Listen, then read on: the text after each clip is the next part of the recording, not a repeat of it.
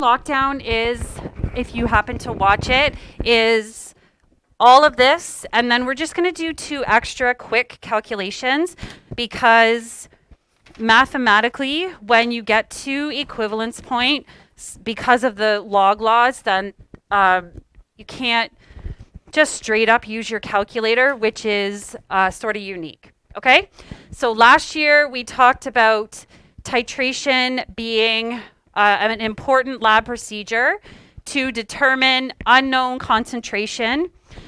In grade 11, titration is one of the last question on your exam, one of the choices or one of the applications of stoichiometry. So you do need to be careful and pay attention to how many protons are donated and how many protons are accepted. And all we did last year was found the volume to get to equivalence point. An equivalence point is mathematically where the moles of acid and base are equal. So we use this.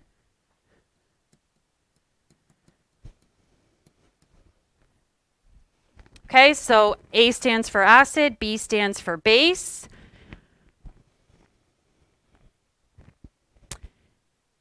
And so you can do this on a paper pencil task. Yes. And then if you're doing the lab, so if you are using color change of the indicator, so qualitative, then they give that a different name called endpoint. And that is one of the questions from the pre-lab quiz. You can just use the textbook to answer it.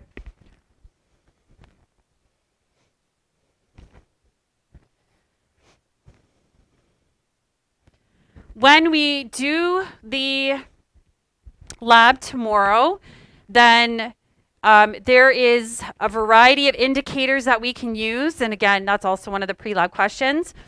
I like bromothymol blue. And if you had in school grade 10, then you probably did, I think they call it acid rain, and you use pipettes instead of burettes, but it's the same idea. So it doesn't matter if you start with acid or base in the flask. We are going to start with a base. So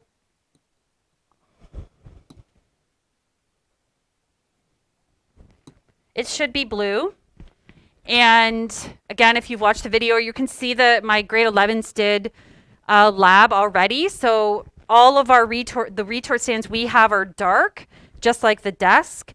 So that can be difficult to see color change. So we add just a scrap piece of white paper so that it's easier to see the color change. And so as you go through, then you'll start to have drops, and then in an acid, it's yellow.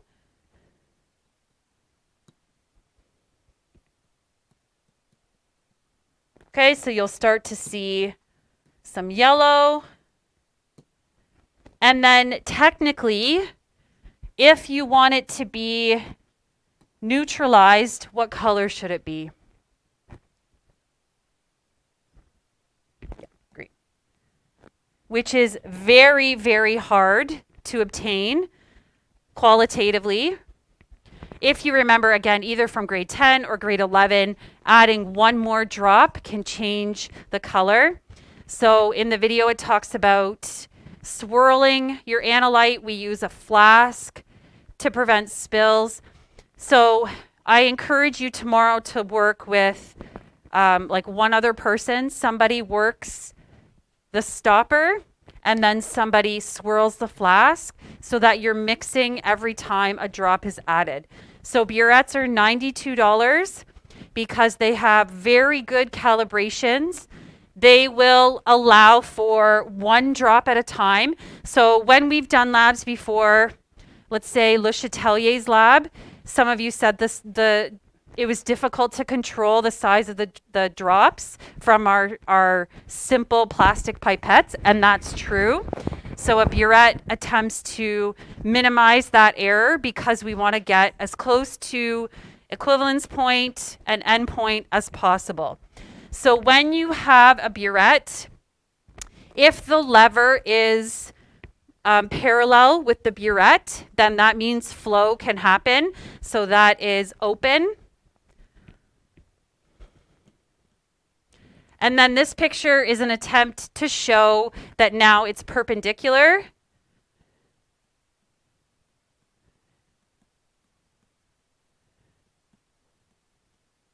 Much like the gas jets. So right now this is perpendicular, meaning it's closed.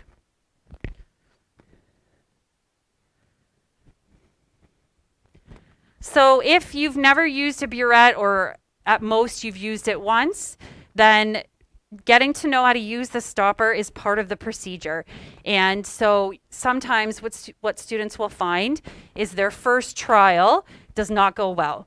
And so in order to ensure, again, that we are minimizing errors, then we'll do at least 3 trials, and some students will even ignore their first trial because it's so bad, and they'll do 4. Okay, so you're going to do at least 3 of the same thing, but a burette is set up to help you. So it says here, volume final minus volume initial. And one of the weird things is that, I'm going to use this line here, our burettes are set up that 0 is at the top, which makes no sense because you're going to fill the solution.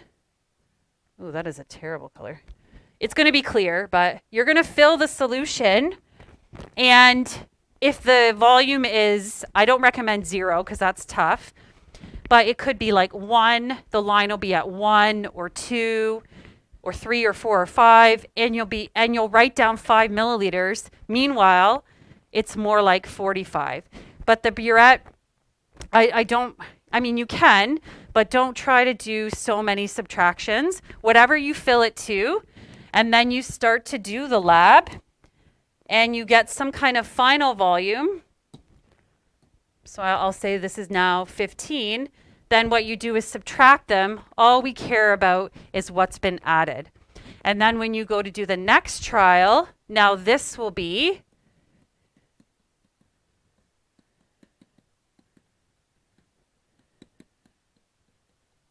you don't have to go back up to 0. So it's all you're going to have to do is change the solution in the flask. So burettes are wonderful, and they really are set up to help you.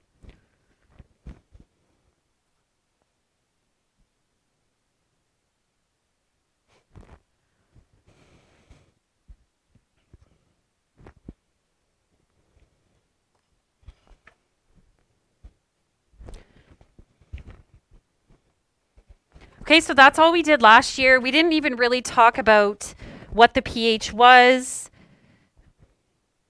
But as we have been calculating the pH in this unit,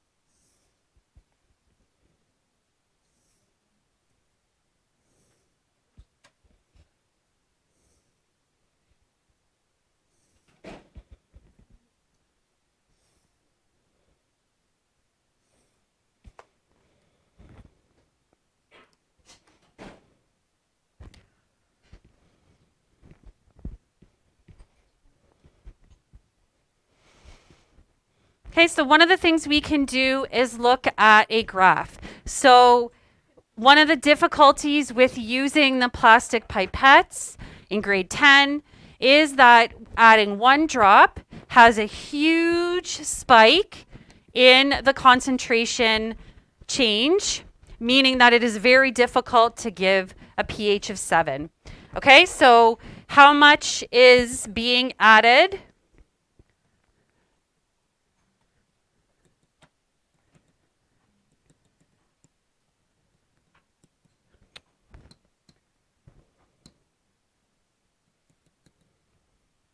Okay, and then so we must have an acid to start because the pH is very low. And then because the pH, the midpoint of this line, so the midpoint of the sharp pH increase is going to be the equivalence point, pH.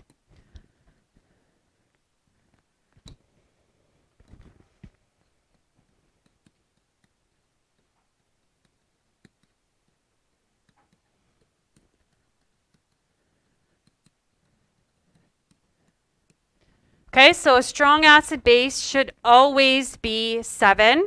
When we look at, I'm just going to switch for 2 seconds. When we look at a strong acid weak or strong weak substance, then you'll see that the pH is not going to be at 7. And then after pH is 7, now all of the acid has been neutralized and the pH is much higher because the excess base is determining the pH.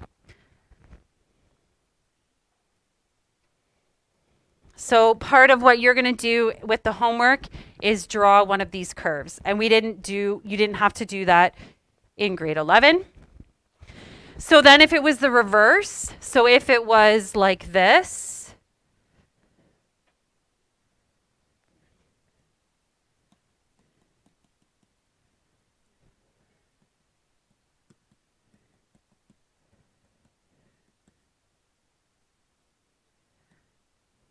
then you would have a base in the flask and you would be adding acid. Okay, but the pH in the sharp midpoint would be the same. So that is a characteristic of a strong titration.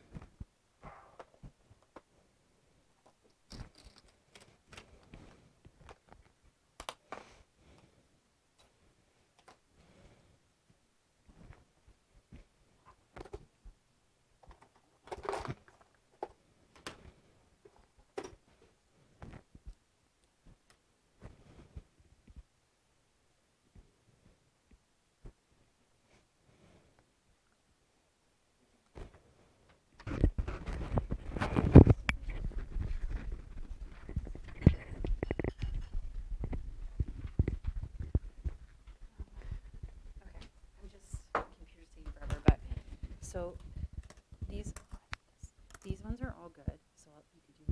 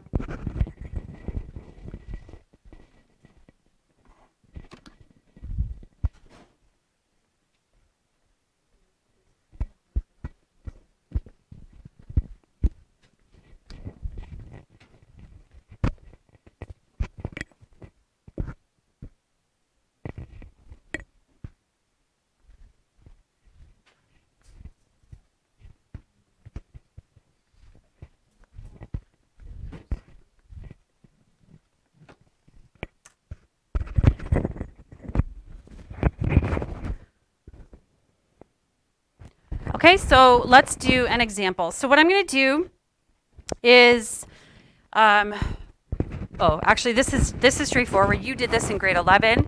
We're just going to find the volume of base required to reach equivalence point. So you can do the question virtually identical to what we did in grade 11. It's asking you for the volume of base. We need the concentration of the base, 0.2.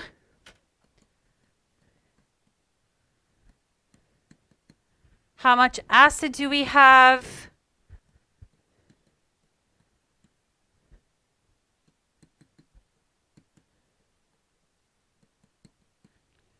Oops.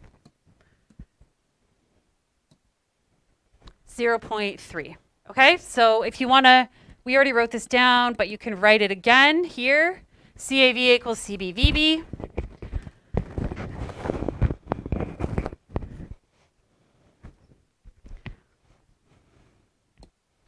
So because all we had to do last year was this, really, that was it. We didn't go any further mathematically.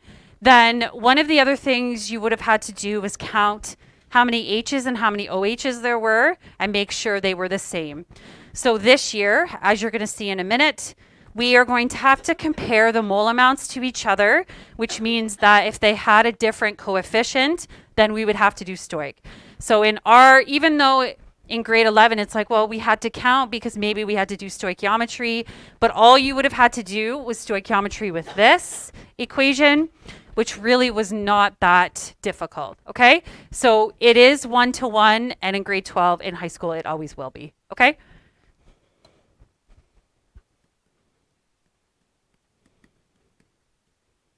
Whoa.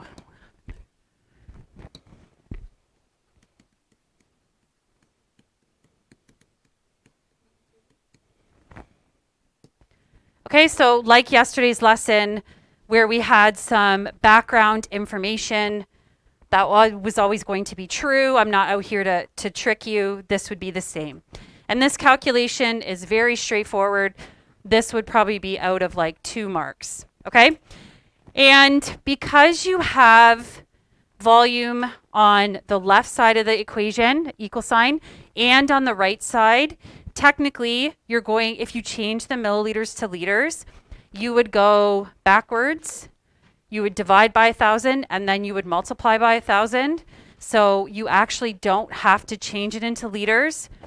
If this is just a paper pencil task, then there really is no reason to change it to liters because none of our graduated cylinders measure liters, right? So it's up to you. You can, if that, touches your dark side, you want to do the same thing every time, change it to liters, whatever. But we eventually, all of the volumes are given as milliliters in each of the other cases.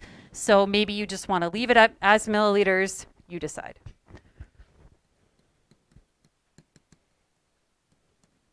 But don't tell my grade 11s they can do that.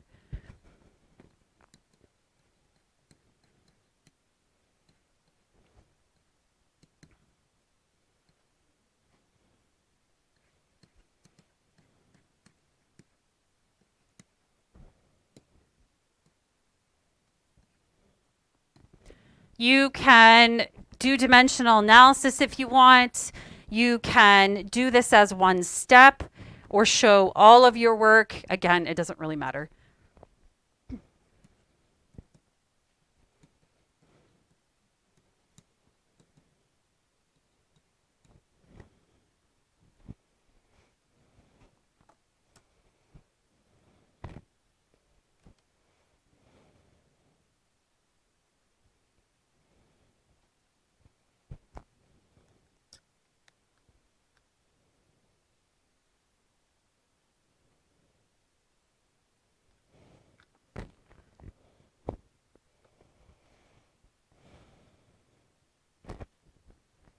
So when we do these questions, what we are going to do is the next one's not so bad. When we get to, I don't know if I called it 2, like I, then we're going to have to start subtracting.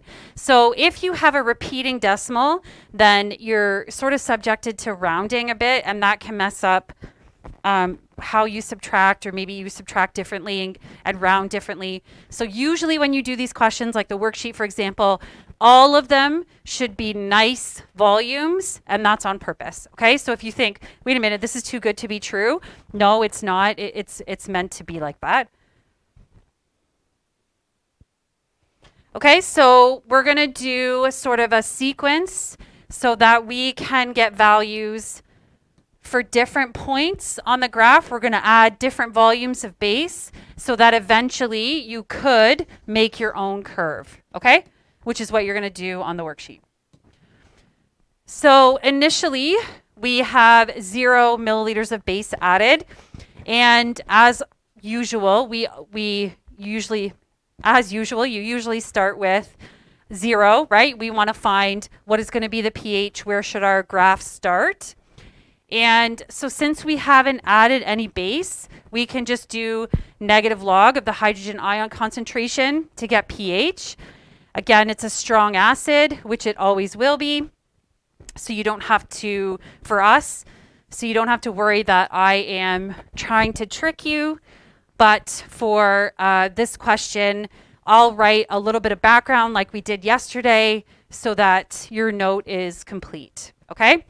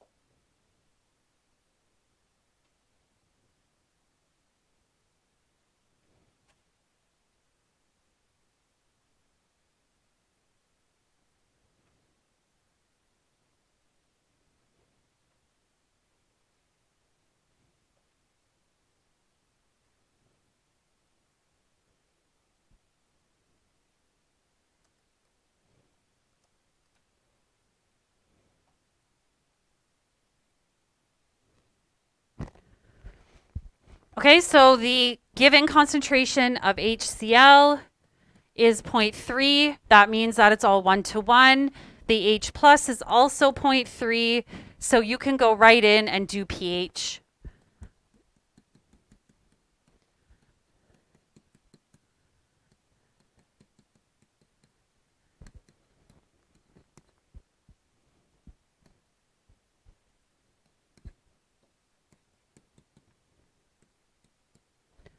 And often what happens is you're given a lot of significant digits because the question is really trying to emphasize how accurate a titration is meant to be. So when you type it in your calculator, it's not that the zeros after the 3 matter, so you don't have to write them in. But you will see it written like that because they're trying to show how accurate it is.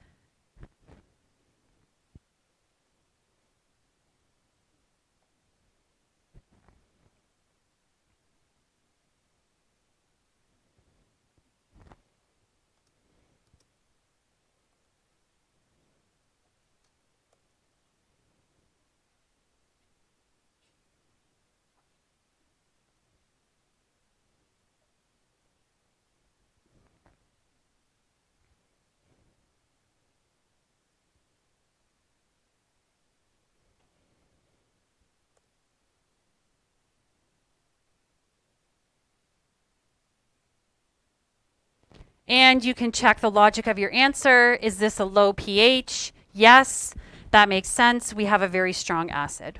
Okay, so this would be out of like 2 marks. Not very much going on here. You wouldn't even have to write this description. You could just go right in and solve for pH, okay?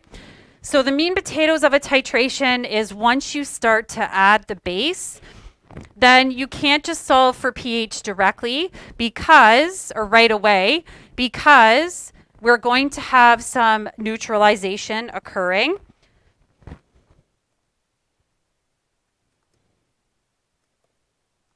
So we have to deal with that before we can solve for pH.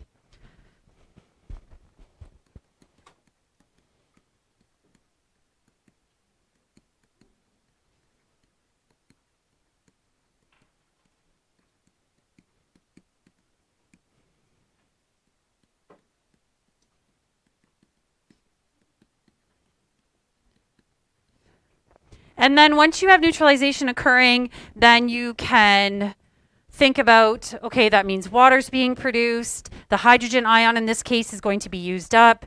That would have an impact on how acidic the pH is.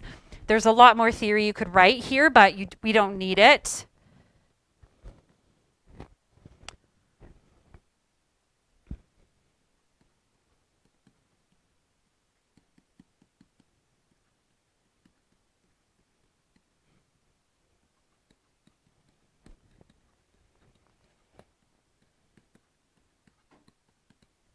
However, you can think about the logic of your answer. If your new pH is less than what you had before, then you've made some kind of mistake, that kind of thing.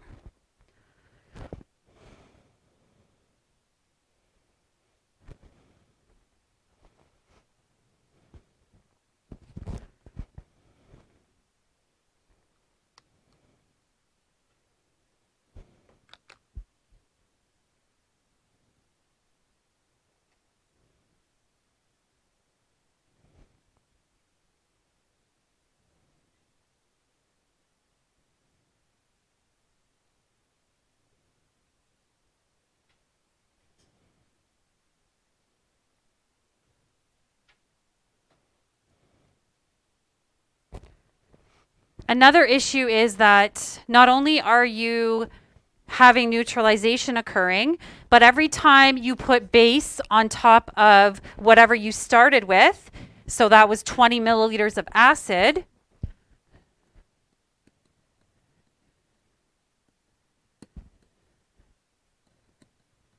now we have a new total of 30. So when you add more water to something, what happens? Starts with a D.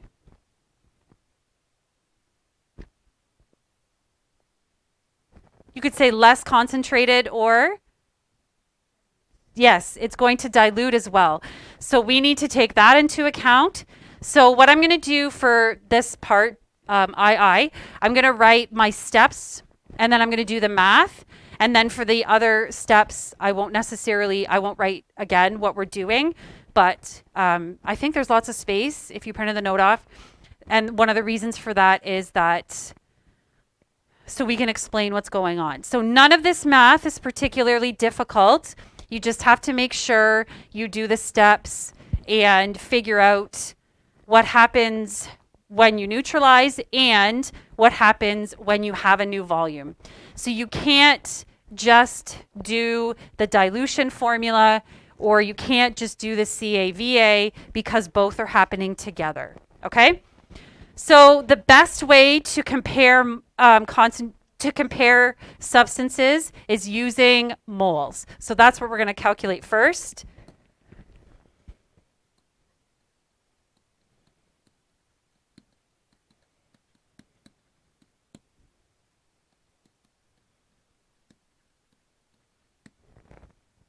And actually, I feel like the formula sheet, even on the exam, has the formula for moles, okay? I'll put this more general.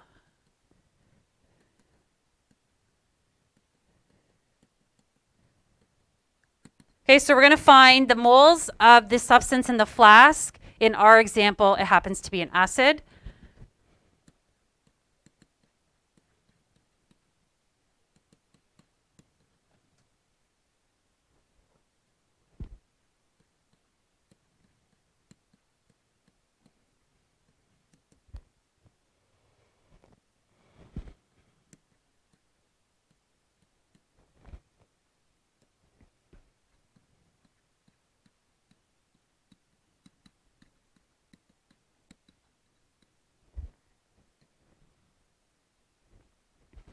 Okay, so this time you must have liters. So you kind of have to decide if you just always want to do liters, you know, if that makes your life easier.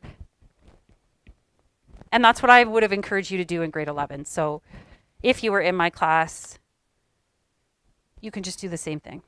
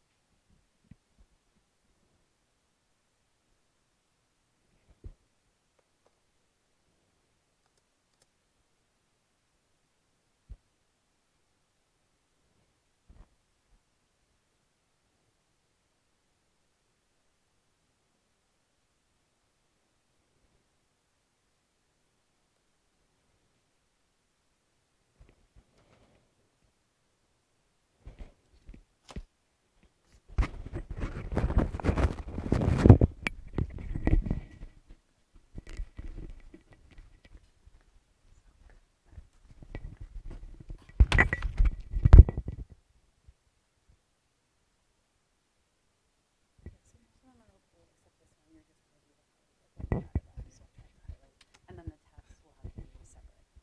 Like we'll have to do, like click save and then.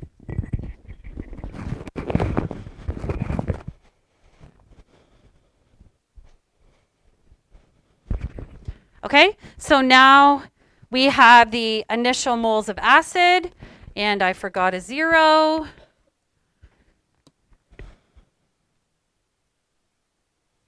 Sometimes it'll be written as scientific notation. That doesn't really matter.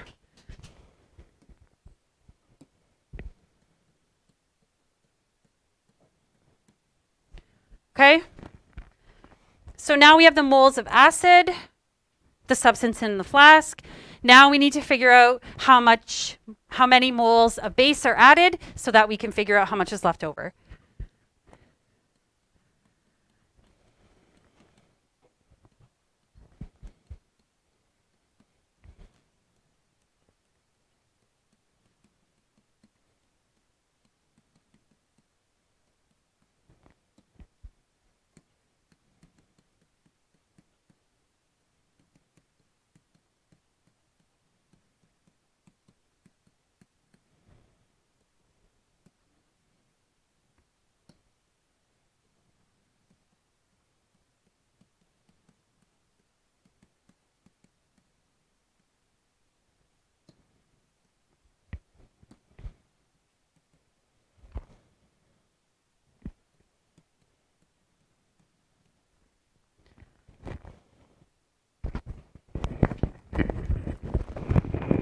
So often this calculating the volume to reach equivalence point, which we got to be 30, which is way, way more than 10 milliliters. But usually we ask you to calculate that first because it's a good checkpoint. So when you add the other solution, it should not be greater than 30. And when you so then when you calculate the number of moles, it should be less than what you have initially. Sometimes students will add the volumes together and then they get a bigger number and you can't subtract or you get a negative answer. So hopefully that's your, checkpoint. Oops, I did this wrong. And again, I can pick any volume. I could have picked 29 milliliters, but we like to usually pick nice numbers that are not repeating decimals so that you'll see when we get to equivalence point and we do our calculation, we want to get 0, the difference. We want them to be equal. Makes our life easier.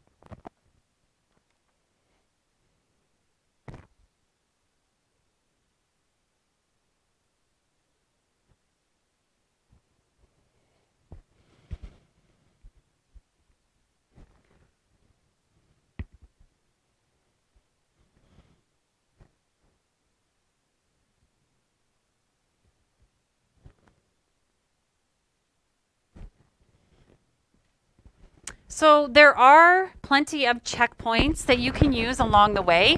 So if you're thinking, I'm just going to switch for a second. If you think about the shape of the graph, then there's a lot of points along the way before the pH of 7. And we calculated that it should be 30, which would be neutral. So we are at 10 milliliters of base added, not even close to 30. So we should definitely have some acid that's left over.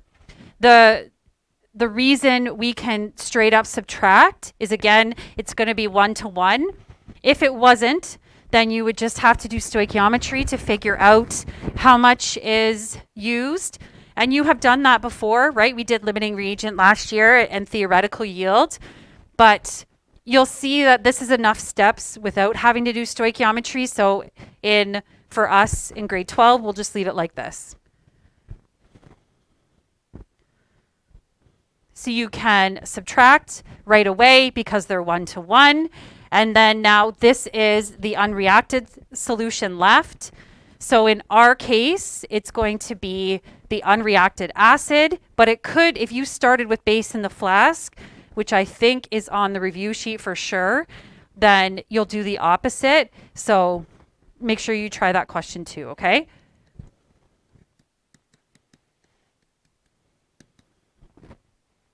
Because just like the other buffer day, the strength and pH day, if you had a base, then you would find POH and you would always have to change it into pH. So there would still be that extra base step. Okay.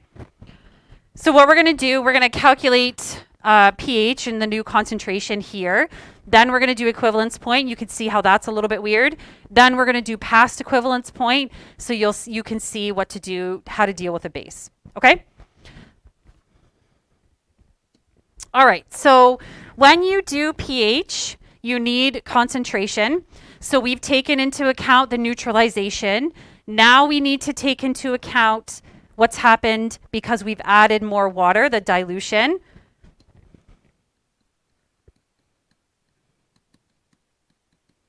Or it's going to be less concentrated. So let's figure that out.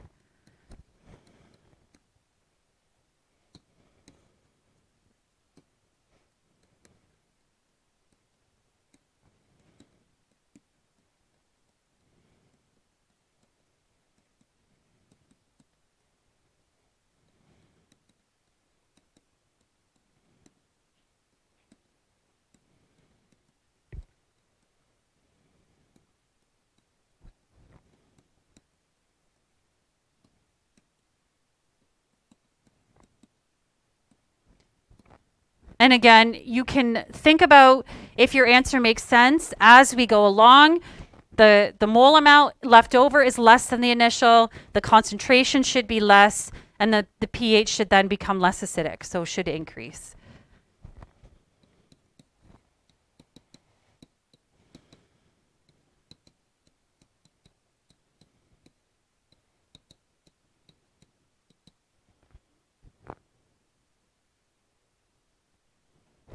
Can't read my own writing.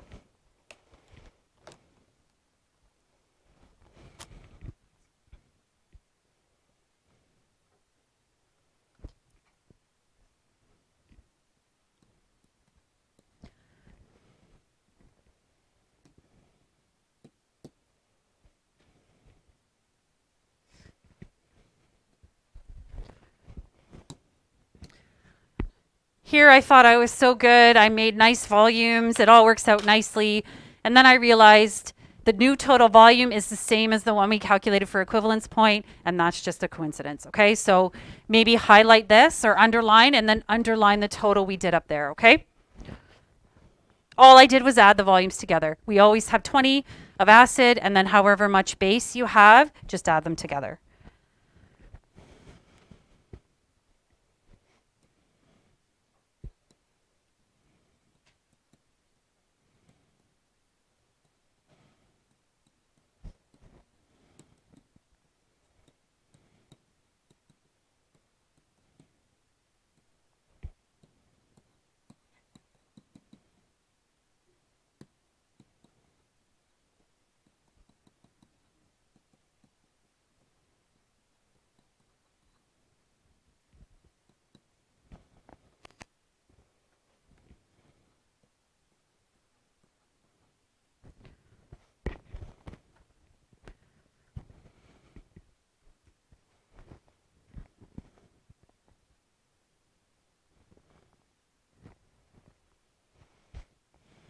Is 0.88 greater than 0.52? Yes.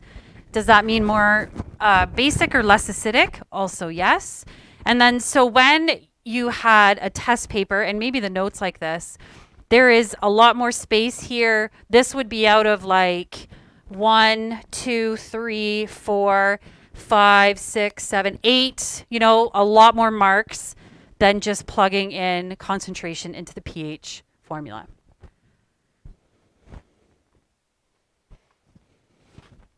This is often stressful for students because as much as I give you a formula sheet, I can't, like these steps, you kind of have to know it. So the worksheet, the reason I don't use the textbook questions is because I don't find they help students. The worksheet is basically doing this over and over and over again with different volumes, practicing these steps, okay? Because none of it's really particularly hard, right? You just have to know where the stuff goes. All you're doing is subtracting. You know how to do N over V.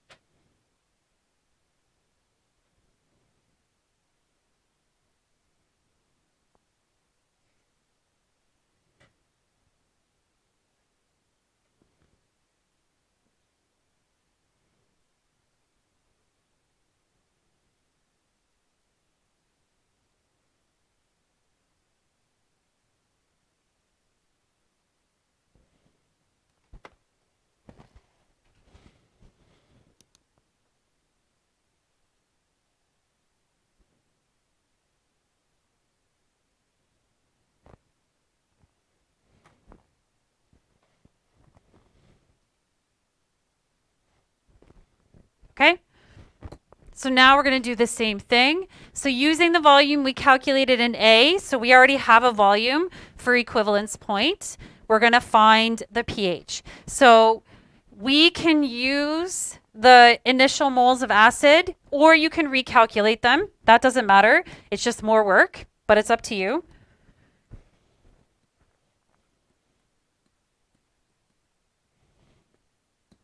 Actually, I'm not going to write it as a step.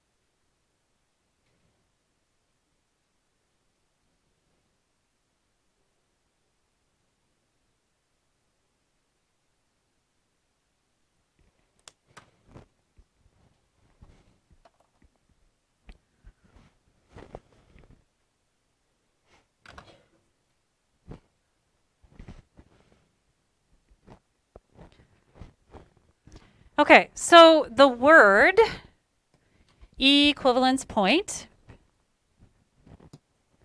even if you forgot the definition, does equivalence point sound like equal? It does. So when you calculate, the moles are equal. If you have an equal amount of moles, when you subtract them, what answer are you going to get? 0. If you divide by the new volume, which is 50 milliliters, 0 divided by whatever the volume is, what answer are you going to get? 0. Can you do log, negative log 0? No, it's going to say error. So this question will, first of all, be out of less marks than the one we just did. But second of all, you can't just rely on your calculator, okay? So we're going to, you can do it the same way. Once you do initial moles and the base added, then you can still subtract and get 0.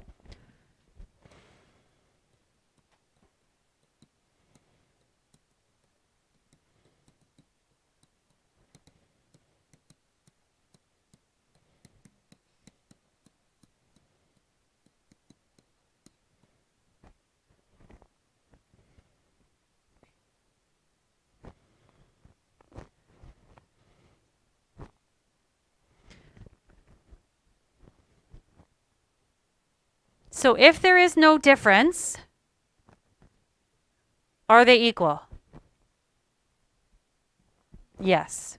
So if it's perfectly equal, all the acid has been neutralized, all the base added has been neutralized, what will the pH be? 7. Okay? So you can decide, most students prefer, because again, you can't use your calculator, most students prefer some sort of answer statement.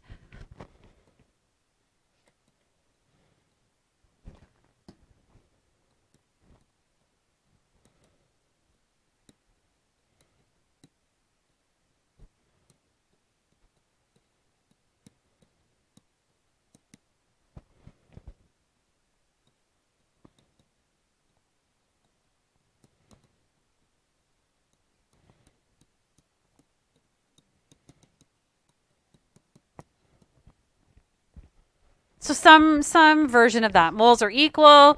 You can be fancy, you know, there's no difference between them. You can use mathematical expressions, concentration of H equals concentration of OH. You know, there's all kinds of versions. But the one problem is you can't just do negative log 0. It's not going to work.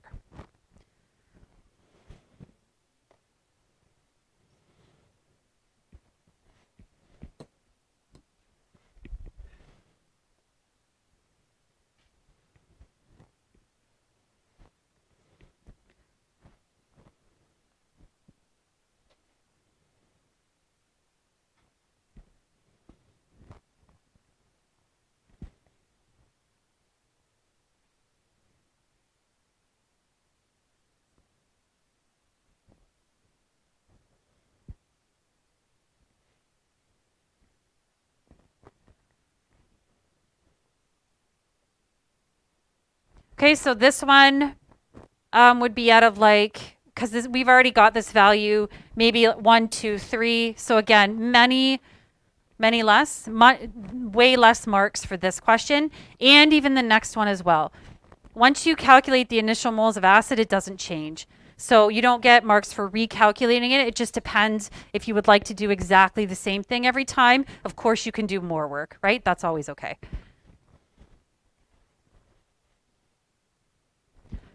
Okay, so now we're going to calculate the pH after the addition of 50 milliliters of base.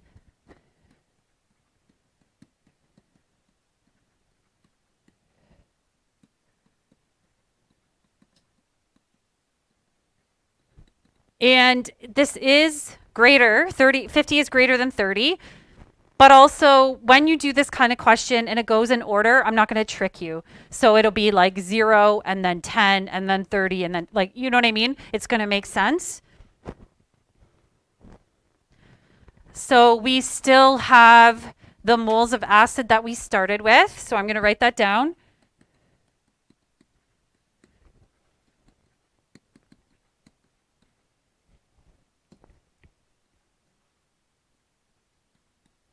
Okay, so you can, again, recalculate it or just use what we've been using.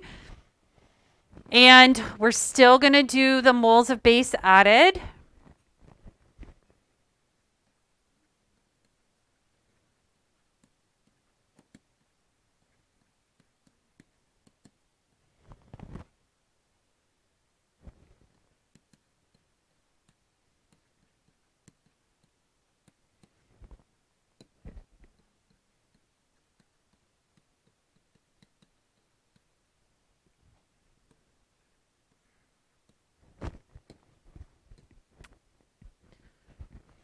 Oops, I didn't write the answer.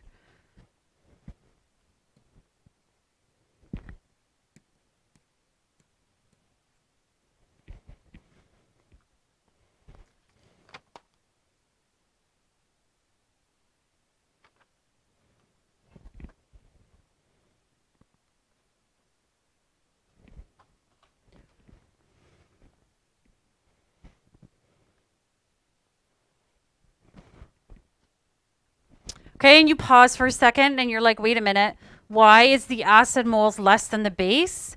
And the reason is we are past the equivalence point. All the acid is gone. So now you just want to, you could even, to be honest, you could even just make sure you have a positive answer. So if you should subtract one way, just, and it doesn't work, just flip it around, okay? So we are going to figure out how much base is left over. Now we have more moles of base because we're just going past equivalence point. So usually when you're doing a procedure like tomorrow, for example, you're not going to go past equivalence point. It's only if you want to make a curve, okay?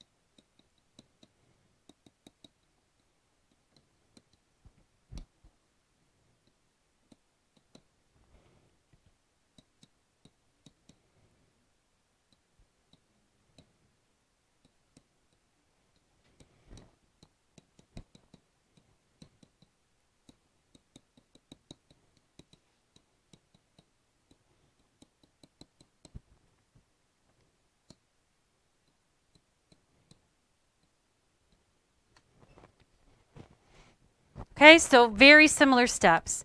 Take the initial, find what's left over, subtract, divide by the new total volume. But then again, there's always an extra step with a base. You find pOH, and then you have to change it into pH. Okay? So again, that's why I like this worksheet. It gets you to practice all the steps, and then it gets you to flip it and do it if it's a base. Okay?